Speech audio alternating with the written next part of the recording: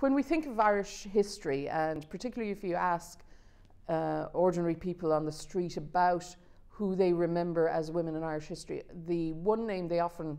mention, other than Markievicz, is Elizabeth O Farrell, or Nurse O Farrell, as she's more popularly known in stories of the Easter Rising. She is the woman who negotiated the surrender of the rebels at the end of Easter week, and who walks out with Pearse from the headquarters on Moore Street, and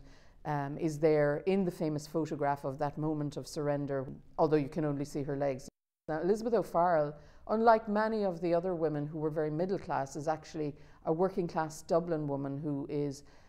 gets involved in Cumann from early on in 1914. With her lifelong friend Julia Grennan, O'Farrell remains active in Cumann through the Easter Rising into the War of Independence, and in the Civil War is anti-treaty. She herself is trains as a nurse and works in the inner city, and indeed most of her papers are with the Irish Nurses Organisation now, and there is a medal in her honour for nurses, and that was set up to commemorate O'Farrell. As I said, she was anti-treaty and remained steadfastly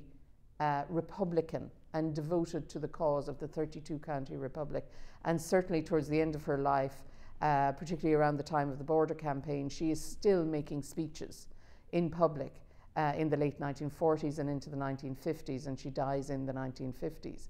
But O'Farrell is one of those women who